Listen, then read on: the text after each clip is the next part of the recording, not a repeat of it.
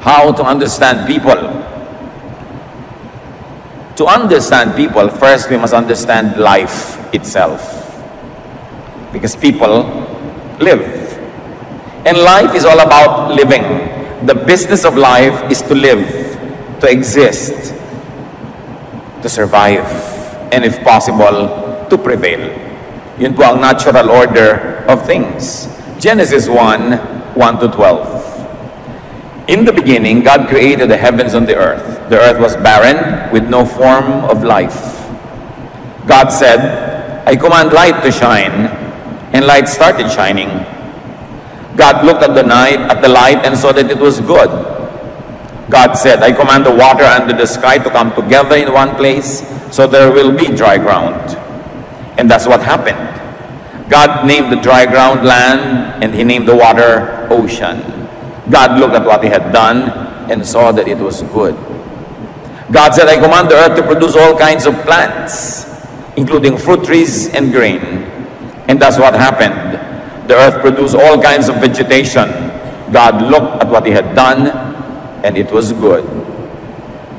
Nang nilikha ng Diyos ang mundo, una niyang nilikha, unang nilagyan niya ng kaayusan, ng lupa at ang tubig, pinaghiwalay, at ang una niyang nilikha mga halaman. Plants, of course, would need space, light, and water. Kaya nauna na yung lupa, yung liwanag at tubig. From then on, plants would compete for space, light, and water. And that is amoral. That's just the way life is. Walang masama, walang mabuti sa ginagawa ng mga halaman na pagpapaligsahan, pagpapataasan sa gubat para makakuha ng liwanag ng araw, pagpapalaliman ng ugat para makakuha ng mga yaman ng lupa, pagpapalawak ng mga sanga para walang tumubo sa ilalim niya, para wala siya kakompetensya. Kung paano nagpapakatayog ang isang puno at ginangapangan naman siya ng baging, kinakapitan ng mga dapo para sila ay mabuhay, walang masama't mabuti. There is nothing moral or immoral about that. The issue of life is amoral. And we understand plants. Genesis 1:20 to 25, God said, I command the ocean to be full of living creatures, and I command birds to fly above the earth. So God made the giant sea monsters and all the living creatures that swim in the ocean. He also made every kind of bird. God looked at what he had done, and it was good. Then he gave the living creatures his blessing. He told the ocean creatures to live everywhere in the ocean, and the birds to live everywhere on earth. God said, I command the earth to give life to all kinds of tame animals, wild animals, and reptiles. And that's what happened. God made every one of them. Then he looked at what he had done, and it was good. So matapos ang mga halaman, binigyan ng Panginoon ng buhay ang mga nakatira sa tubig, ang mga lumilipad sa himpapawid, at ang mga hayop na naglalakad at gumagapang sa lupa. From then on, animals would be preoccupied with staying alive. They would compete for space, for food and drink, like plants. And that is amoral. That's just the way life is. So kung yung mga hayop man ay naglalaban-labanan, pinag-aagawan sila sa kakainin nilang damo, gumagawa sila ng paraan para mabuhay, we don't judge them as immoral. That's the way life is. They are supposed to stay alive. We understand animals. Genesis 1:26 to 31.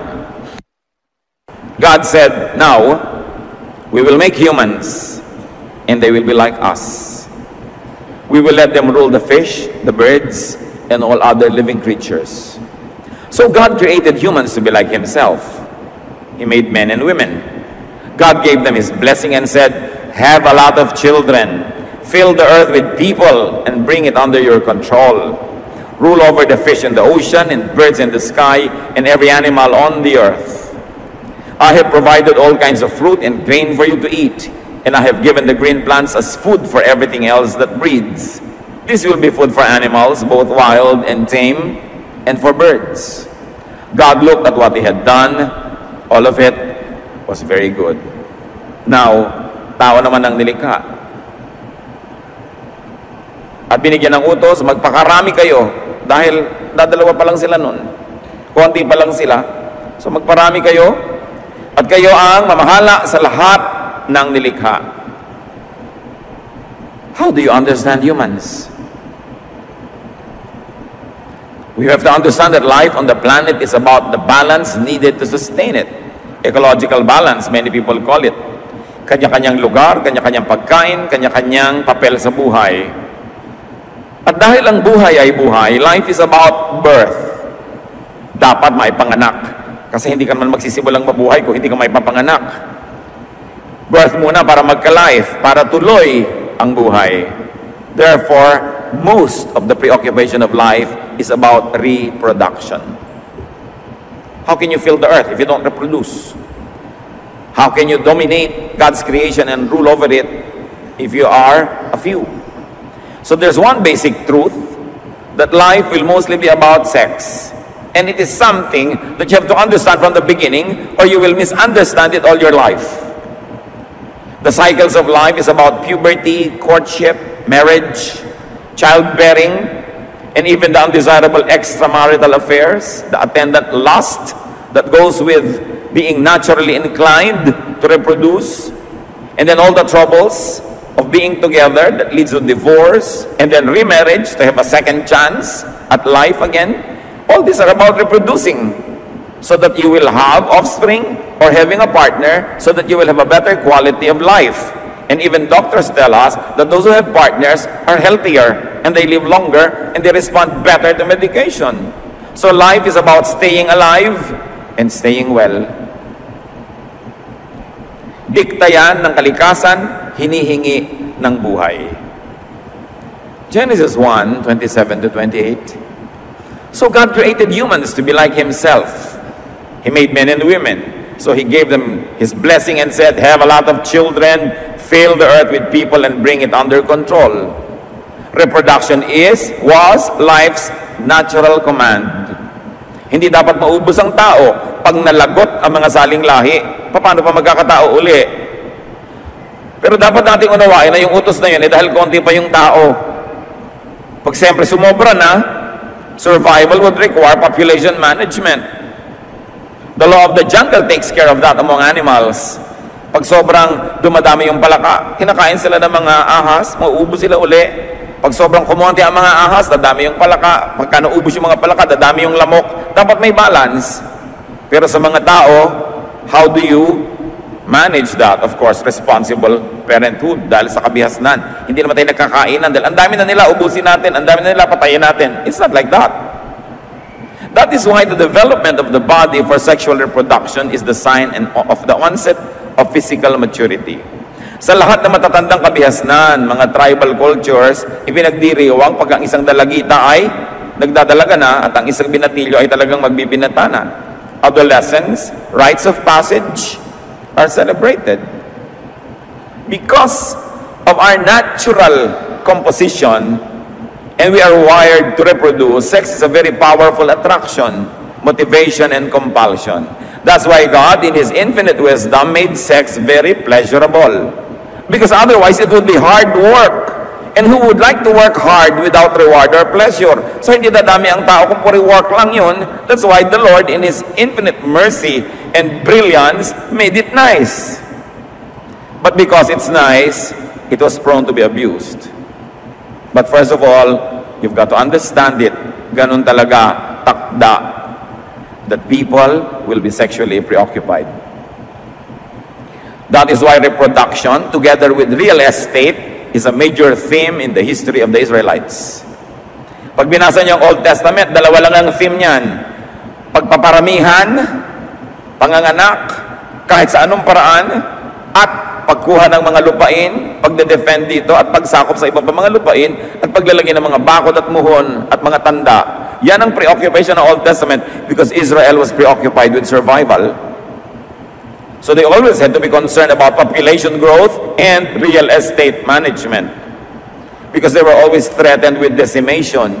Parang lagi na lang silang mauubos. Kaya pati kakainin nila, sobrang ang daming bawal, safe na safe dapat, ang daming tradisyon to keep the population alive. At least until the Messiah was born. Kaya merong mission yung mga Israelites to keep themselves alive. Kaya giyera dito, giyera doon, diet dito, diet doon. At anak dito at anak doon. You will notice that even Jewish morality bended with demographic needs.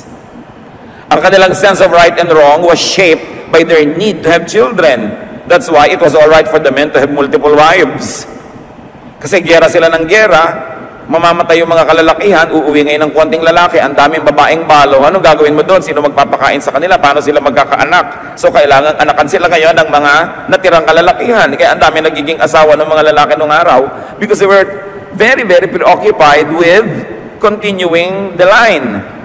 Kaya maraming teaching talaga sa Bible, kung tutuusin mo, lalo sa Old Testament, ang sinasabi lang, sayang ang sperm. Bawal ang sexual activities na nag-aaksaya nito. Pag binasa niyo yung Bible, kaya maraming mga sexual questions tungkol dyan.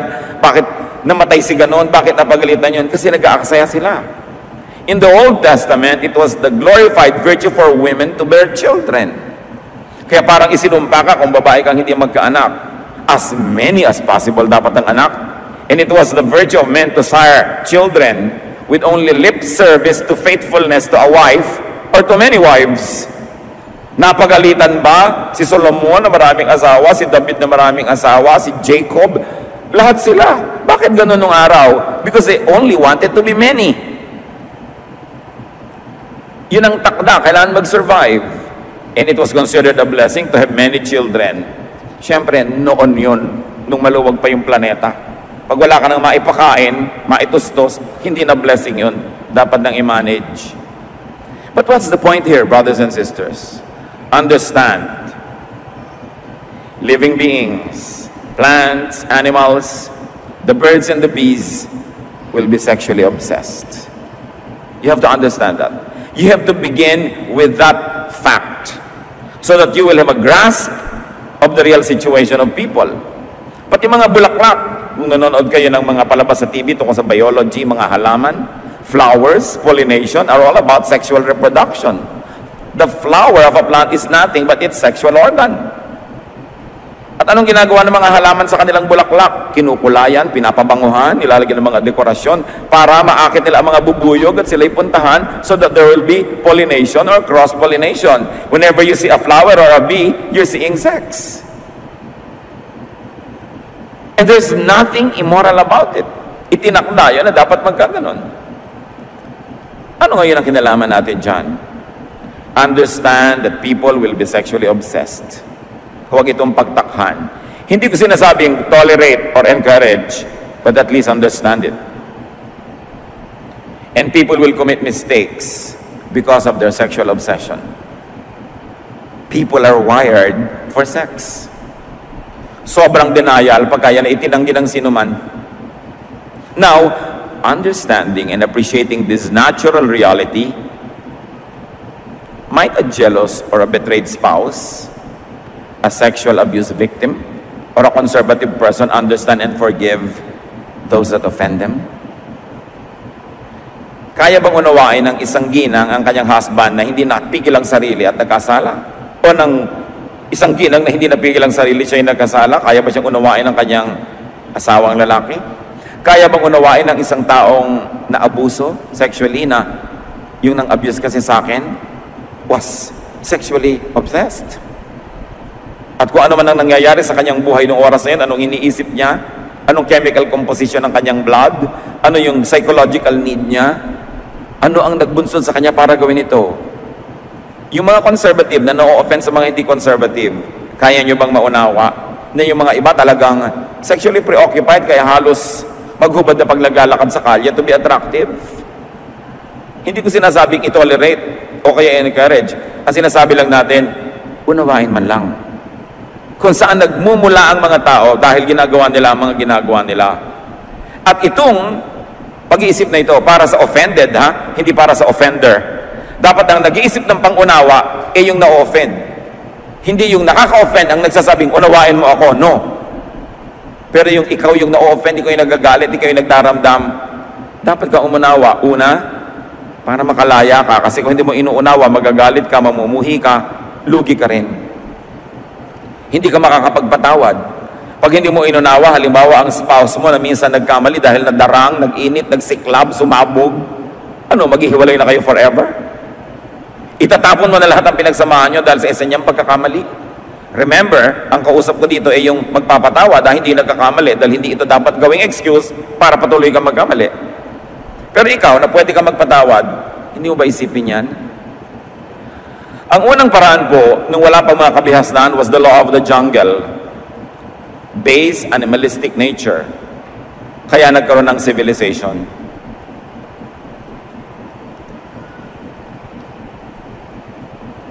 Ano ba ang sibilisasyon? Ano ba ang kabihasnan? Ang civilization dapat may law. May bawal at may parusa sa gagawa ng bawal. Bakit? Pag pinagsama-sama mo ang lahat ng tao na sexually preoccupied, pag pinagsama-sama mo ang lahat ng taong gustong kumain, gustong mag-survive, gustong manaig, ano mangyayari? Chaos. Violence. We will trample on the human rights of others. Kaya nagkakaroon ng batas. Yun ang sibilisasyon. Survival of societies depend on order, especially with everyone's overlapping sexual and territorial interests. Bakit may mga taong kailangang magkaroon ng teritoryo, katulad ng mga Israelites noon? Pag natutulog ka, ilalakad yung bakod niya, papalaki, yung bakod mo, lumiit ang lote mo. Kainan ng lote, agawan ng mana, agawan ng mga porsyento sa sales. Yan lang yun puro agawan. Because of the basic instinct of people to want to survive. And if possible, beyond survival, to prevail, to dominate. Tulad ng ginagapang ng baging yung halaman hanggang makuba yung halaman at baging na lang ang buhay, which is considered amoral among plants. And because we are part of creation, meron tayong likas na gusto mong manaig, gusto mong lumamang, gusto mong ikaw yung makakain, gusto mong agawin yung asawa ng may asawa, kaya may batas. Kaya nagbigay ang Diyos ng batas, at kaya ang bawat sibilisasyon na may batas, sapagkat hindi pwedeng sundin ng tao lahat ang gusto niya. Dahil marami siyang gusto na hindi naman kanya, at hindi dapat niyang makuha. Meron siyang mga gusto na lampas na sa dapat niyang matanggap.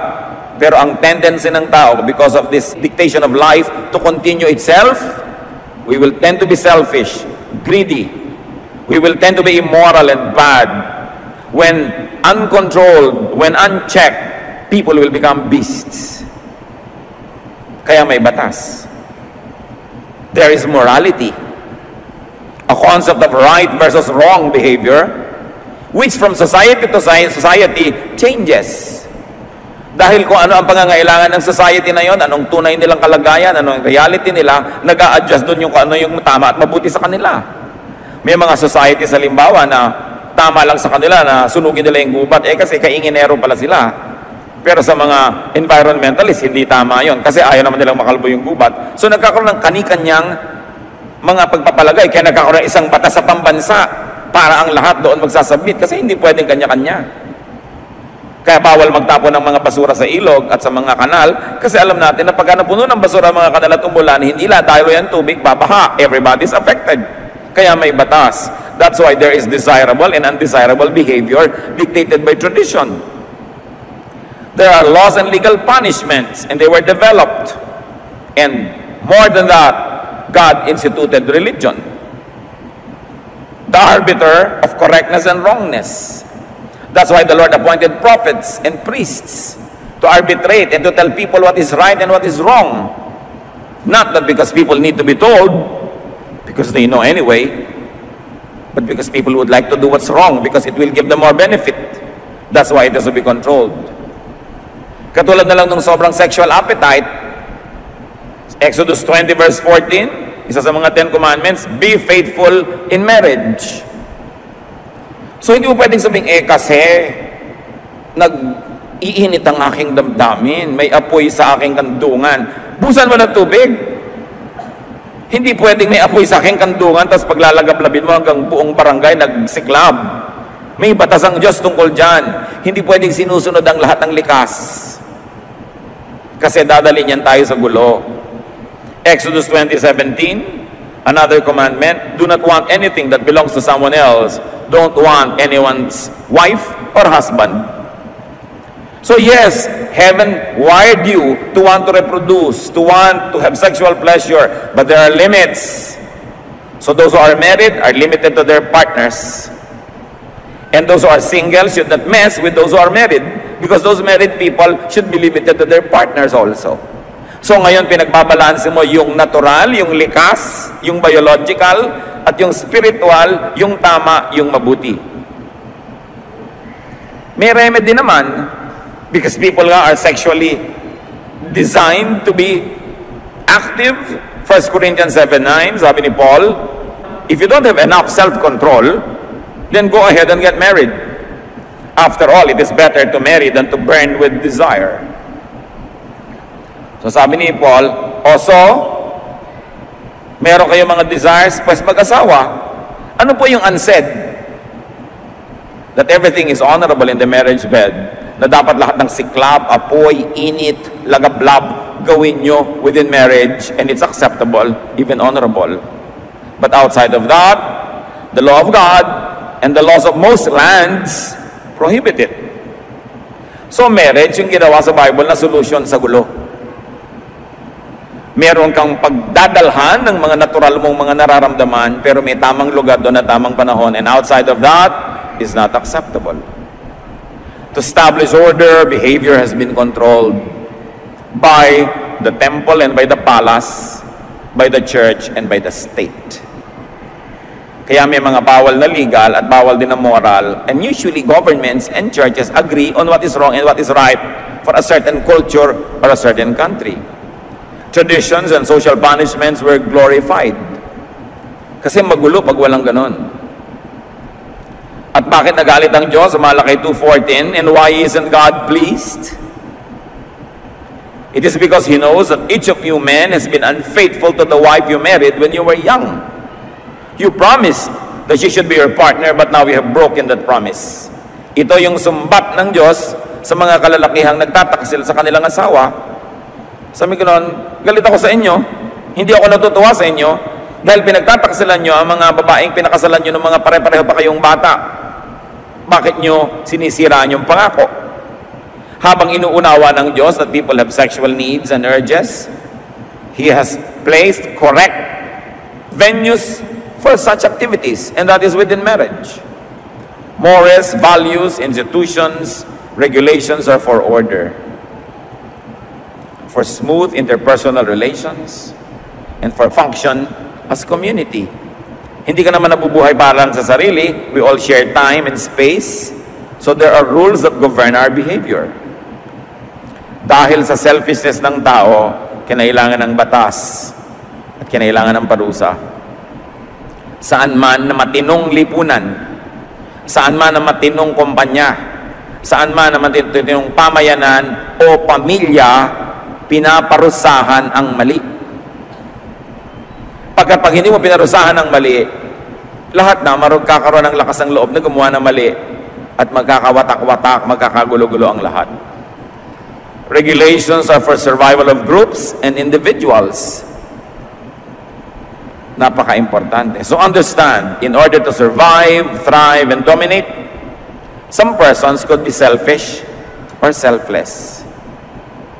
Magkaiba yan, selfish or selfless, pero pareho lang yan, at the end of the day, the person satisfied himself. Meron pong bad selfishness. Halimbawa, konti lang yung pagkain, may crisis, kakainin ko lahat, mamatay ka na lang dyan, selfishness yun, pero bad. Ano yung good selfishness? Konti lang yung pagkain, sa'yo ko ipapakain, ako yung namatay, nabuhay ka, pero sabi niyo, anong selfishness doon? Kasi sa pagbibigay ko sa'yo, sumaya ako. Sa katunayan, kung hindi kita bibigyan, lulungkot ako, so ibibigay ko na lang kahit ako yung mamatay. So there's still a tinge of selfishness in it, except that it is a good selfishness against the bad selfishness, parang good cholesterol against the bad cholesterol. Kahit yung mga hero, okay, nagpakabayani si Jose Rizal, niya niya ang sarili niyang mamatay para sa bayan, gusto rin niya. Handang-handa nga siya eh. So, yung selfishness niya, nakinabang tayong lahat, pero at the end of the day, nakinabang din siya. So, yung nanay na hinihiwa ng basag na bote yung kanyang dibdib para walang masusunggatas yung anak niya dahil natabunan sila ng earthquake, para masusunod ang anak niya kahit dugo niya. Selflessness, di ba? Pero masaya din siyang ginagawa niya yon. So, meron ding benefit yung sarili niya, but it's a good selfishness. Persons could be very traditional or unconventional. Persons could be conservative or innovative, individualistic or groupist. In other words, iba-iba ang tao. Kuminsan hindi mo magugustuhan yung hindi mo katipo, pero isa lang naman ang gusto ng tao eh. Makamit niya yung gusto niyang makamit, magawa niya yung gusto niyang magawa, mangyari yung gusto niyang mangyari, magkakaiba lang ng approach. Some people think that they will survive by being individualistic. Some people think that survival is better when you're groupist. So magkakaiba yung attitude, pero survival pa rin ang layunin. Kanya-kanyang approach, style, pagsisikap mabuhay, at kuminsan pagsisikap manaig o magwagi. Sa contest, magagalit ka ba doon sa nanalo ng first prize? Samantalang pwede rin naman na ikaw yung nanalo, kaya lang hindi ikaw yung nanalo. So there is nothing immoral about winning because you all join it, except that some win and some don't.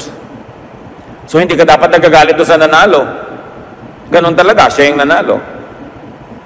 Understand people kahit ikaw ang casualty. Iba-iba ang pinanggagalingan, pero isa lang ang pinupuntahan, survival or dominance. Understand others. Understand the un-you. Yung hindi ikaw, yung kabaligtaran mo, unawain mo. Understand your opposite. Understand even the competitor. Meron nga ako isang kausap, sabi ko, pambihira naman yung isang chain of companies. Puro sila na lang, lahat na lang sila. Ang dami-dami na nilang brand, sila na lang nang sila. Sabi naman itong isa, kasi magaling lang sila. Kung hindi naman sila magaling, yung ibang brand ang dadami ng dadami. Ganun lang talaga. Ganun ang buhay. Ba't ka naman nagnenegosyo para kumonti ang branches mo? Di ba? Gusto mong damihan? At kung kaya mong damihan at magagawa mo, dadamihan mo naman talaga. Yung iba hindi lang dumadami dahil hindi nila magawa. So, ganun talaga yung buhay. So, uunawain mo. Understand even favoritism. O hindi kayo paborito ng nanay nyo, siguro hindi kayo yung kamukha. O hindi kayo yung kamukha yung ugali, ang paborito yung kapatid nyo. Why? Bakit may favoritism? We tend to like people who are like us. Why? By seeing ourselves in others, we see strength in numbers, strength in companionship, so we like them. We don't like people who are not like us. Why? Because they contradict what we want. Ganun lang yon. So pwede mong maunawa yung iba ang pananaw, iba ang ugali, kasi iba sila eh. Tapos sasabihin mo, pambihira naman, inunahan ako ng babaeng yun sa silya.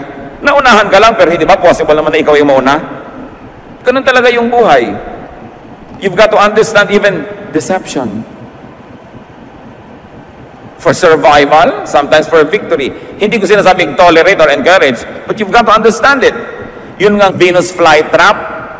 Kala mo inosenteng halaman, yung pala dinedeceive niya yung mga insekto. Pag uminom sila doon sa akala nila'y tubig, asido pala, madadigest sila.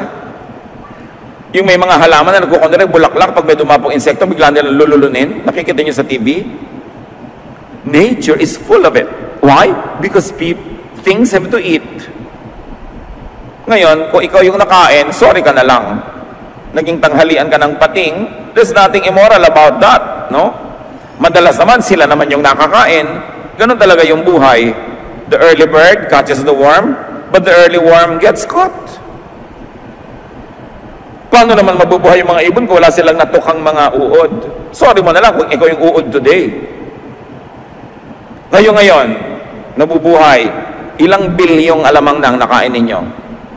Nabibilang ba yun? Ang dami nun. Ang dami-daming alamang na kailangan mamatay para lang may sausawan ka ng kare-kare?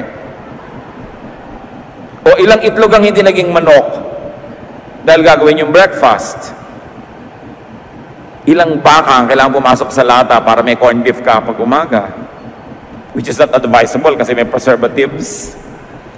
Pero ilang manok na ang naputi ang buhay dahil kailangan mo ng barbecue? Di ba ganun talaga? Siyempre, yung manok pag hinahabol mo sa probinsya, hinahabol na lang yung manok kasi gusto nilang kainin. Siyempre, yung manok lipad ng lipad. Magagalit ka ba dahil gusto niyang mabuhay? Pero magagalit ba yung manok dahil gusto naman ng taong may kainin bukas? Yun yung buhay. Pag inunawa natin ang ating kapwa-tao from that point of view, sa mo, pambihira naman yung pinsan ko na yan, inagawan kami ng mana. Sa takot na siguro maghirap. Sa gusto niyang manaig, dinisib ka. Kaya may batas. At kaya dapat marunong ka para hindi ka ma-deceive. Dapat hindi ka nandadaya at hindi ka rin padadaya. Because life forms must live. And often, it is at the expense of other life forms. Sabi nga nung isang tao sa isang pelikula, the living eat the dead. The only reason why you are living now is because of so many creatures who died because you wanted to eat them. Agawan. Kaya mo bang unawain ang agawan kahit ikaw yung nawalan? Ang taas nito mga kapatid ang pinag-uusapan natin. Kasi ang taas na ng spirito mo, pag naagawan ka na, naunawa mo pa yun ng agaw. At may mga taong ganon, na-snatchan, tapos napaupo, ang niya kawawa naman. Sino ikaw? Hindi siya. Bakit naman kailangan pa niya mag-snatch? Maunawain. Naiintindihan niya kailangan mabuhay yung tao. Pero pag laging ang tingin mo sa kapwa ay kalaban mo dahil lang gusto niyang mabuhay, magagalit ka sa lahat ng kapwa mo tao kasi lahat ng kapwa mo tao gustong mabuhay. Magagalit ka doon sa na-promote sa office. Yan kasi sip-sip, na-promote tuloy. Kasi ganito. Siyempre, ikaw ba ayaw mo ma-promote? Ang salagay, wala siyang gagawin para hindi siya ma-promote. Natural lang yun. Kaya may the best person win. Ganun lang yun. Walang personalan. Now, use this to understand, not to seek to be understood. Do not use this as an excuse to be uncivilized. But when people are uncivilized to you, at least understand them. Sasabihin mo, kasi, tao. Kasi marami nagtatanong lagi sa akin sa tagal-tagal ko ng pastor, mga kapatid, na 3 dekada, Pastor, paano po ba nagpapatawad? Hindi ko talaga magawa. Hindi ka nakakapagpatawad kasi hindi mo inuunawa. Pag naunawaan mo na, doon ka lang nagpapatawad. Kaya ang mga magulang, madali magpatawad. Kung minsan hindi pa nga nagkakasala yung anak, napapatawad na. Bakit? Kasi kilala nila yung anak at inuunawa nila. Bakit po violento yung anak nyo? Tapos napangasawa ko siya. Alam mo kasi iha nung bata yan, nabagok. Nadagan na ng tren ng ulo niya. So, dahil nauunawaan mo siya, napapatawad mo. Bakit po ang damot-damot ng anak nyo? Kasi alam mo nung maliit yan, taghirap kami noon, wala yang nakaing masarap, at nag-aagaw-agaw sila magkakapatid, lagi siyang talo. Kaya ngayon, ayan, hanggang ngayon, nakikipag-agawan pa. You understand because you know. Hindi ko sinasabi mga kapatid na mag-tolerate tayo at gawin nating masamang ugali natin. Pero pag may taong masamang ugali at hindi nyo mapatawad, subukan nyo unawain muna. Bakit siya ganun? Mga ginang, kaya nyo bang maunawa yung mga kiridang inagawang asawa nyo? So una, no? Pero pag naisip mong, sexually abuse pala yun nung maliit, wala palang nagmahal sa kanya, kaya nung makita niya ang asawa mo, sabi niya, mahalin mo ako para sa lahat ng hindi nagmahal sa akin. So baka pwede niya nang simulang maunawa, no? Tapos yung pala, insecure siya, natatakot siya mapag-isa, hindi man niya siguro matanggap, pero mababawasan ang galit niyo. And then you will begin to see this woman as, kawawa naman. Bakit kailangan niyang mang-agawan ng asawa ng may asawa? Kasi walang tumototoo sa kanya ba? So maunawaan niyo. Importante. Now, life is about reproduction. Number 2, life is about growth. Hindi naman pwede ipanganak ka lang tapos na. Dapat lumaki ka. So, you understand consumption.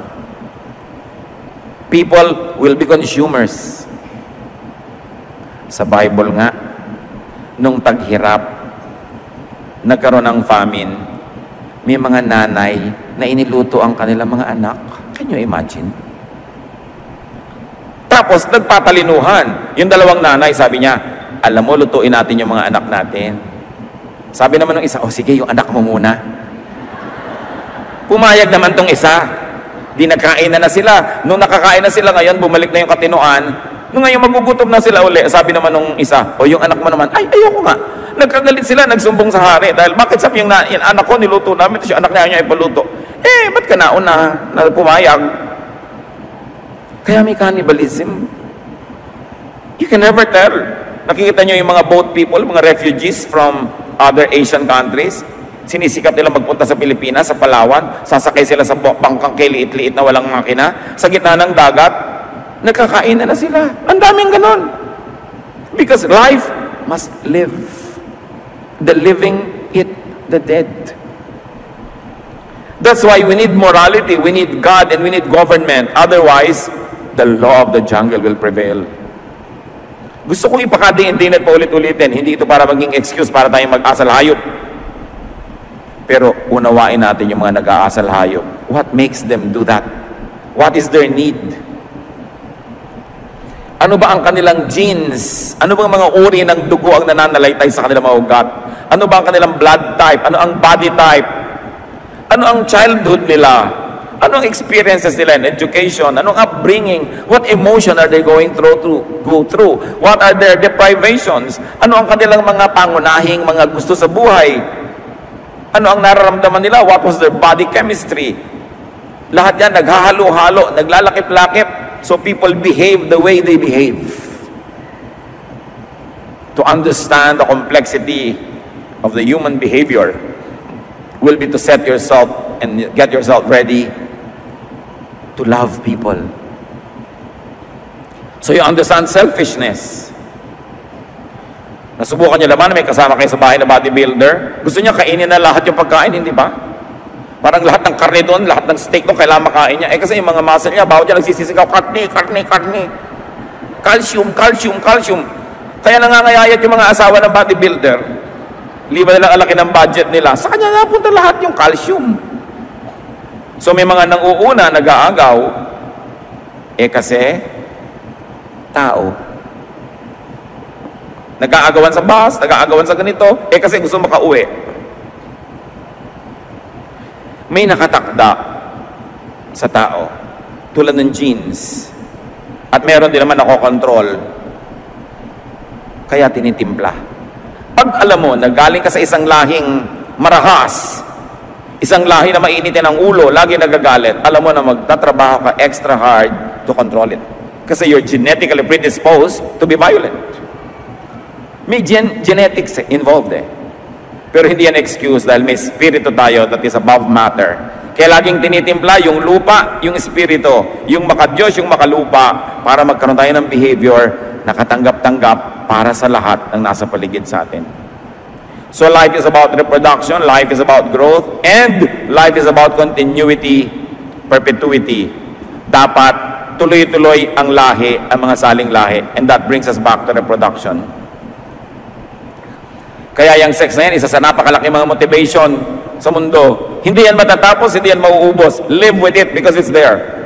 You only have to put it under control. You have to put it under checks and balance, under the checks of decency, morality, correctness, but it will be there. You've got to understand it, that once in a while, people who work hard to check themselves will have lapses, will fall, will have errors.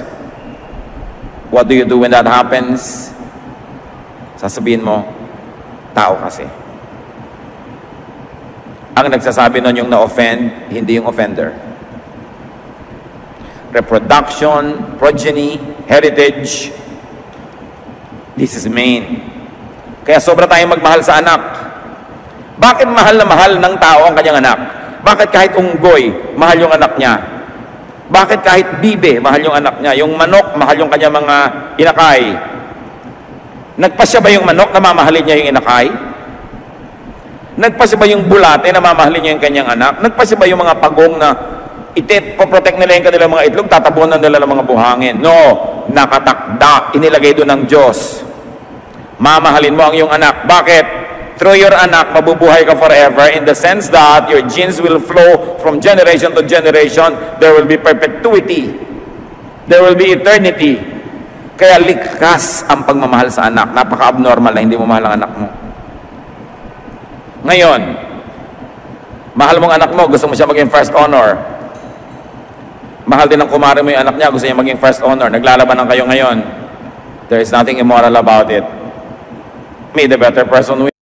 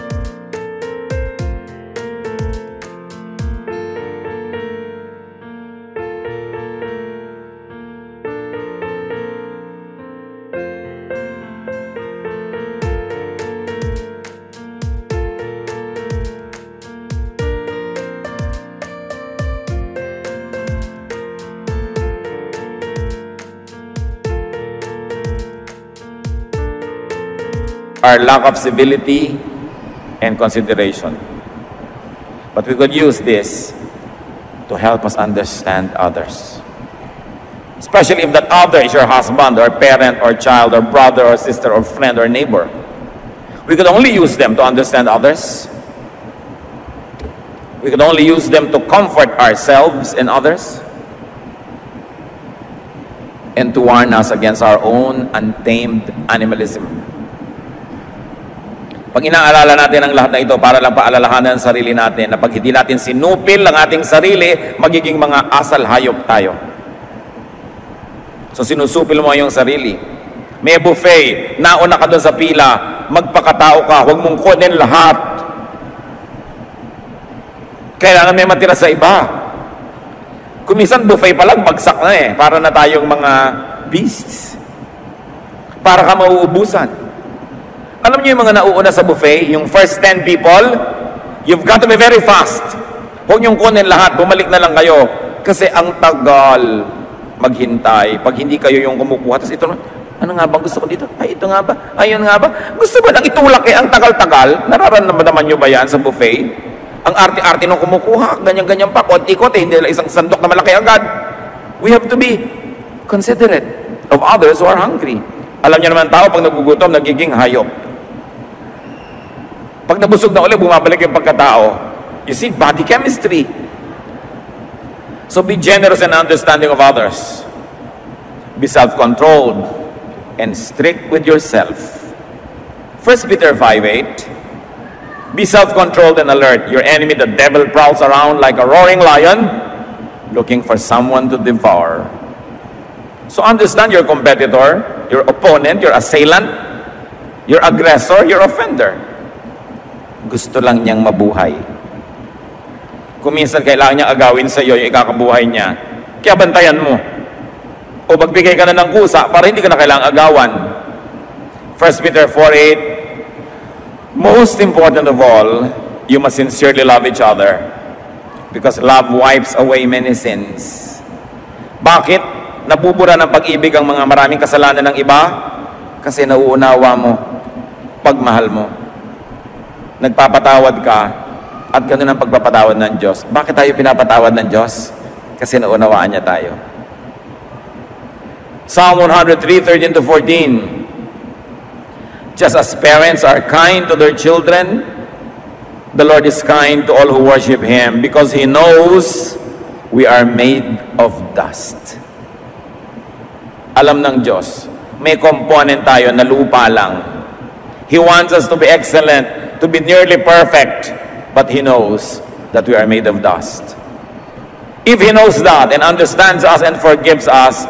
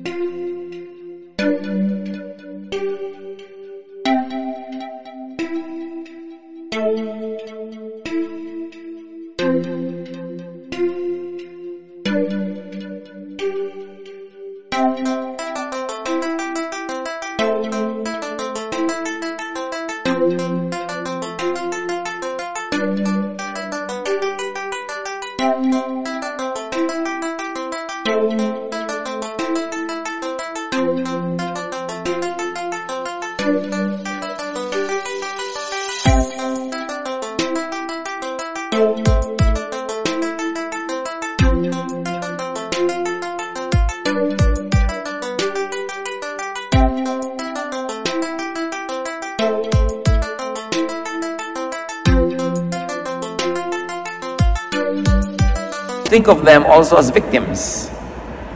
Think of them as people who are only trying to survive, who are trying to get a piece of land, or some amount of money, or some fame, some honor, some pleasure, some recognition, even some affection.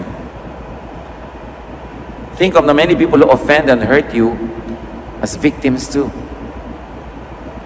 Panginoon, turuan niyo po kami. Kung di man namin lubos na mayakap at mamahal yung mga taong galit kami, maunawa man lang namin.